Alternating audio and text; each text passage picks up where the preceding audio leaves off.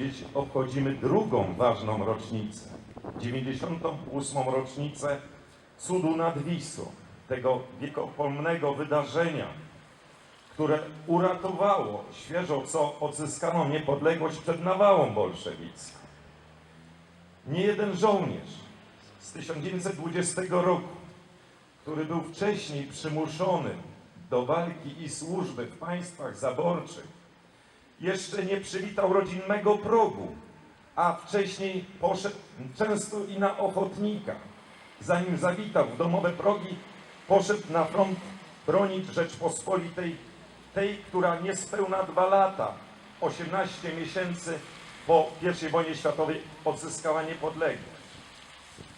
Drodzy Państwo, to miejsce tutaj w Sierakowicach, ta figura królowej korony polskiej została ufundowana przez naszych pradziadów jako wotum dziękczynne za uratowanie nas, za uratowanie państwa przed nawałą bolszewicką. W terminologii historycznej mówi się o cudzie, bo rzeczywiście był to cud wielki, wyproszony przez całe pokolenia, przez kobiety, przez matki, przez siostry, przez polską inteligencję, wymodlony, ale też i wywalczony cud. Polska zachowała tą niepodległość. Szanowni Państwo, czas, aby pokolenia, którym przyszło żyć po roku 20, żeby oddały cześć i honor, jak i też, żeby złożyły dziękczynienie opatrzności Bożej za ten dar wolności i utrzymanej wolności.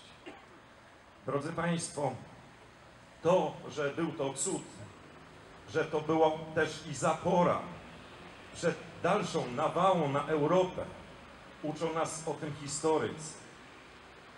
Natomiast co godzi się szczególnie podkreślić, że to państwo, które jeszcze nie miało ustalonych granic, to państwo, które żyło jeszcze z 3 części i dopiero dopinało swoją tożsamość narodową, gdzie był inny, z każdym z zaborców był inny system prawny, inny system monetarny, inny system oświatowy.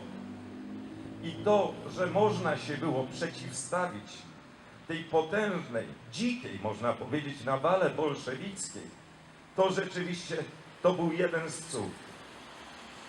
Uczciwie trzeba również powiedzieć, drodzy Państwo, że mogliśmy w tamtym czasie, w 1920 roku, polegać na sojusznikach. To młode państwo polskie nie miało ich za wiele. To była na pewno Francja, to była Wielka Brytania, to były na pewno Stany Zjednoczone. I z tych krajów też pochodzili często ochotnicy polskiego pochodzenia przeważnie, którzy brali udział w walkach na przedmieściach Warszawy. To wtedy również sojusznicy, o czym mało kto wie, pomogli w kwestiach technicznych, bo proszę Państwa, już wtedy wprowadzano w użycie nasłuch wojskowy. Armia bolszewicka miała to wtedy w powijakach, ale też i lotnictwo, wyszkolone głównie w Armii Stanów Zjednoczonych. I tu należy się także, drodzy Państwo, cześć tym ludziom, którzy nie byli Polakami lub też może mieli dalekie pochodzenie polskie, ale brali udział też w walkach z tymże bolszewizmem. Tak bardzo związanego z uroczystościami upamiętniającymi naszą niepodległość.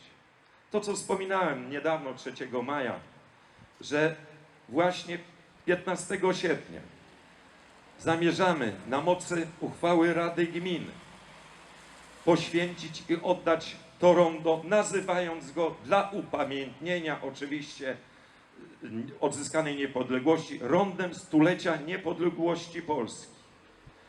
To za chwilę, drodzy Państwo, nastąpi. I pragnąłbym, żeby każdy, który tutaj przechodzi, niekoniecznie w dniu świątecznym, ale przechodząc przy swoich sprawach, czy to do gminy, czy do ośrodka zdrowia, czy gdzieś do naszego centrum, żeby chociaż chwileczkę w tym miejscu, nawet nie zatrzymując się, ale w zadumie króciutko pomyślał o tych, którzy w owym czasie, proszę Państwa, oddali to, co mieli najcenniejszego, swoje życie. Bo tylko dzięki ofiarom, dzięki krwi ta niepodległość została nam dana. Wsparta opatrznością Bożą, której będziemy za chwilę dziękowali podczas uroczystej mszy świętej. Formela Józef, Gronowski Jan, Jasnoch Józef, Klamrowski Aleksander, Krefta Jan, Krefta Wojciech, Kupc Alojzy, Labuda Aleksander, Labuda Jan, Majkowski Antoni, Majkowski Józef, Pęk Ignacy, Piask Ambroży, Piotrowski Józef, Ramczyk Franciszek, Ramczyk Jan, Ryza Franciszek, Ryza Jan, Stencel Władysław, Stolc Jan, Syldatk Walery, Terman Bazyli, Terman Juliusz, Terman Walery, Trowski Franciszek, Trowski Jan. Stańcie do apelu!